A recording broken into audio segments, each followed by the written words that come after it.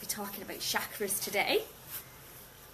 So I'm not sure who knows about chakras, so I think it's something that maybe people in the therapy world and the spiritual practices, they probably know quite a bit about. Hello Sarah, thank you for your message. But most people, the general public, probably aren't that much aware of what chakras are. And I think it's really important that it's insightful to know a little bit more about them for our daily practices. So I'd like to kind of go over what chakras are today, and hopefully following the next few days it'll all lead in and make sense to you why it's important to understand the chakras and how we can work with other therapies and healing methods to support our well-being. So I've got a little picture I want to show you. So these are what chakras look like in the body. They are internal vortexes. There are 7 main chakras. As you can see, there's 1, 2, 3, 4, 5, 6, and 7. And these chakras, these are internal energy points, and they're like a spinning wheel. So when they're operating fully, they're vibrant and they're active, and our body is fully working at its best capacity. So what the purpose is to kind of regulate the body's processes and manage the emotions, the physical sides to the body, the organs, and the immune system. So there's the 7 ones, and as you can see, they've all got a different colour to them. Hi Marie! I think Margaret as well came to join us as well. Margaret, go back in and come back in again. I hope you've managed to get back in, Margaret. I've not really gone anywhere yet. It's still just on the basics at the moment. So this is what we look at. They are not something that we can see with the eye, although some people may be able to see them through meditation, through deep relaxation practices, but I'm not able to do that, so I can't really discuss that. So what I want to do is just work through the 7 chakras and talk a little bit about each of them, give you a little bit about how they are balanced, when they're not balanced, and how we can help heal those chakras when they are imbalanced. So I'll put that down just for a little minute. If you do want to see it, put it back. I'll put it back up again. So the first chakra, actually I will show you because I have to name them. The first chakra I'm going to talk about is this one, which is the base chakra. So this is at the base of our body, or the base of our spine, the tailbone. It's in the colour red. This is a very important chakra. It's the first one in the system, and it connects us to the physical earth. If we're not connected to the physical earth, which is quite relevant for me, we can have thoughts that are being spaced out. You can't have much clarity in your life. It's really difficult to make decisions. So when you're balanced, you're feeling like you're grounded to the earth, you're feeling calm, you're feeling a bit more present in the moment. So it's really important. It's a practice that I have to practice on a regular basis, because I find that I am a bit too in the sky. My thoughts and my brain kind of goes a bit 100 miles per hour. So being grounded is really, really important. The colour red can help ground you, so wearing colours that are red, and visualising red as well. Oh no, who's this? I can see chakra chart but no sound. Is it just me having the problems? It must be you, Margaret. I'm not quite sure what's going on there. Maybe try again. Have you got a different device? You can maybe try it. So yeah, so going back to the chakra, the base one, red is a colour that's really important. So even if it's like wearing red socks, carrying a crystal, the crystals actually that are important to that I'll just check that crystal. Well, the one I actually wear is Septarian. Don't know if anyone's heard of that. So I've got a little heart-shaped crystal. It's got a lot of other purposes, but I wear it because specifically for grounding myself. And I do daily practices each day to visualise me being connected to the earth. No problem, Margaret. Hope to see you again and watch the replay. So, yeah, daily practices are really important in being in touch with nature. But that's another subject altogether, going on to grounding and being balancing that chakra itself. So I will discuss that probably in the future a bit more about that. Other signs that you might find that your chakra is unbalanced, if you've got sciatica. I find I get sciatica in my legs, and this is again because being grounded is an issue for me. And also I find that my tailbone is a lot of discomforts, my hips. These are the signs that it's vital to look out for, to know that that chakra is imbalanced and that you do need to pay attention. So it is very much looking at the signs that your body tells you and how you can work with that to help your healing process. Other things that you can do as well are eating fruits and vegetables that have got roots. So talking about radishes, ginger, other things, garlic. They're really useful. So that's the base chakra. Okay, then we've got, I'll bring my little picture back up again. We've got the sacral chakra, which is orange in colour and is located about two finger wicks below the belly button, below the navel. And this chakra focuses on your pleasures, your sexuality, your desires and your emotions in life, and how you deal with that in life in general. So if they're in balance, then you're very much able to deal with your emotions. If this chakra is unbalanced, you're a bit more unstable. You find it hard to express your emotions. You kind of lock them in a bit more, so they're a bit more suppressed. You find it hard to share how you're feeling about deep issues. So you could have attachment issues with people it's not a balanced attachment. It's not a balance in emotions that are going on there. So signs that your body is lacking and imbalanced in this sacral chakra is signs of bloatedness, lower back pain and gynecological problems. So yeah, I mean, these can be symptoms that might be short-term symptoms, but the chakras and the sacral chakra in particular, they're changing all the time. So it is important that we do our self-healing and we rebalance them on a continuous basis. So kind of things to work on for that is lots of exercise, lots of yoga, Pilates, strengthen those muscles in that area. I think Kundalini, I think there's Kundalini yoga and Kundalini Reiki. I think they're probably really good areas, exercises to focus on for that sacral chakra. Okay, then we're going to move on to the third chakra. So we're moving up the body. We started at the base, we've done the sacral, and then we're moving up to, which is like in the stomach area. It's the yellow one. This is the solar plexus. And this spinning vortex is yellow. It's above the navel. It focuses on our power. It's our determination. It's our gut feeling that we've got, how we strive, and our self-esteem. So how we really feel about ourselves. Do we have self-respect for ourselves?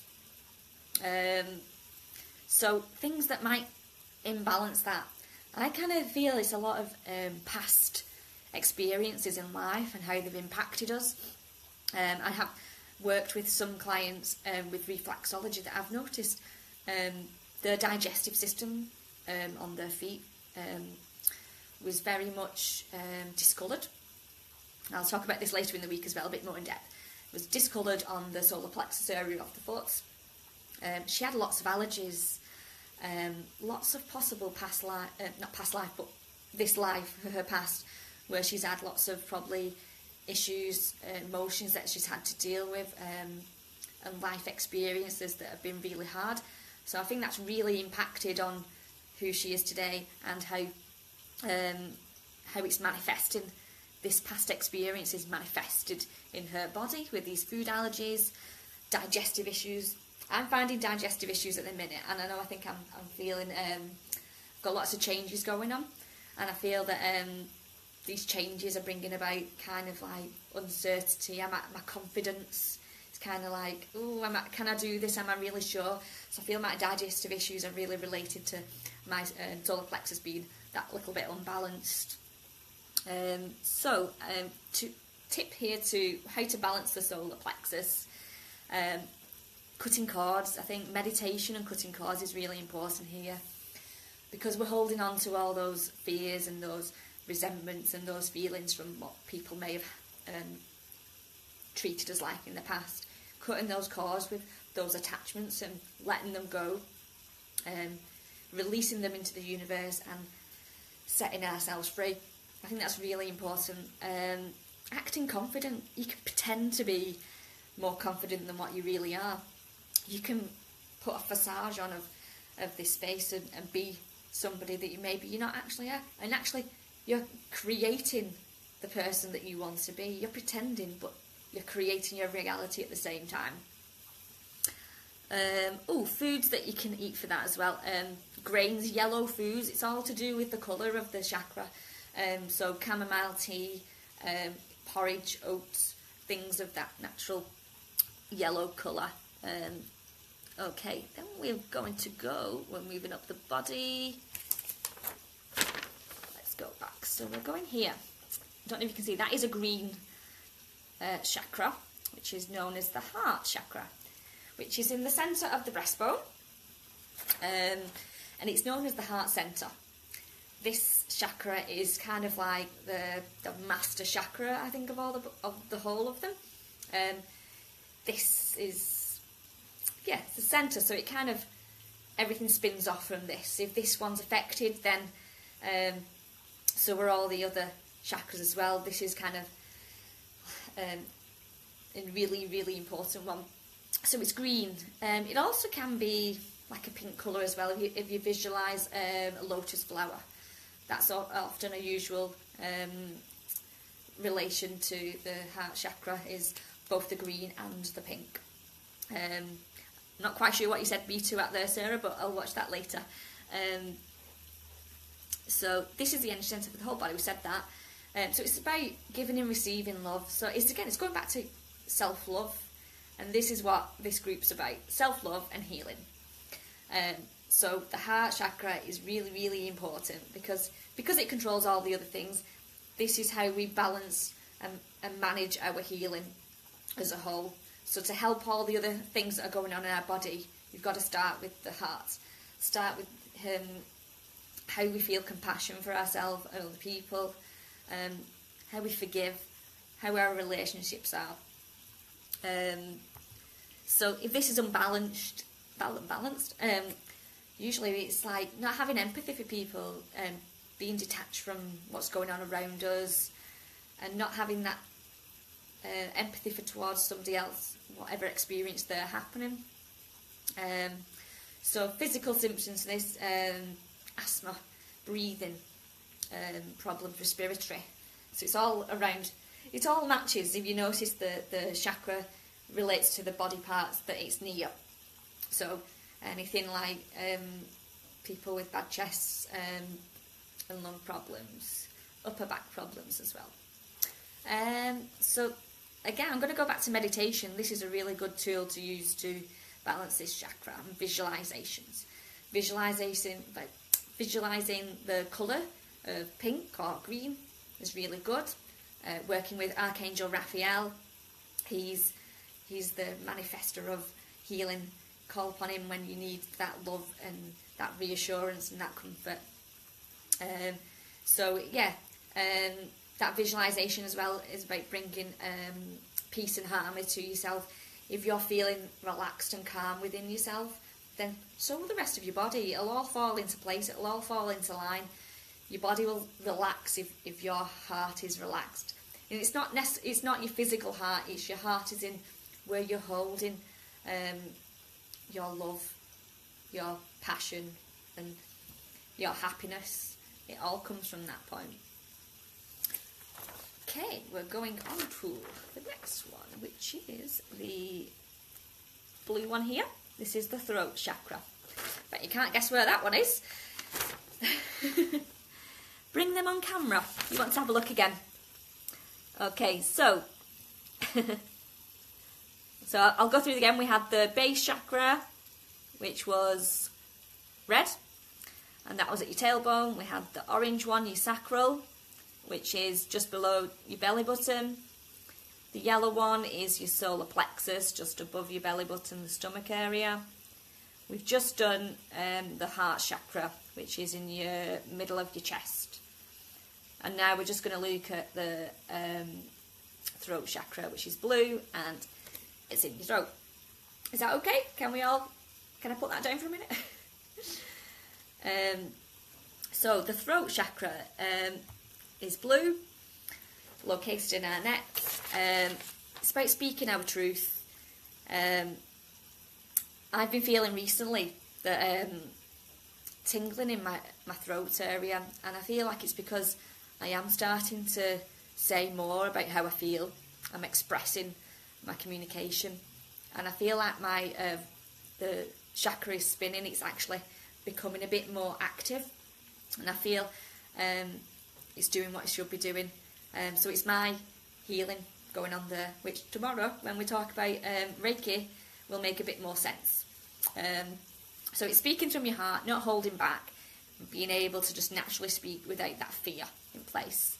When it's unbalanced, you're reserved, you're holding that back, you might tell lies, you might have that fear of not actually being able to speak the truth, which isn't healthy. You're holding it in your body, and then that manifests in the other chakras, and then that develops in other health and physical symptoms.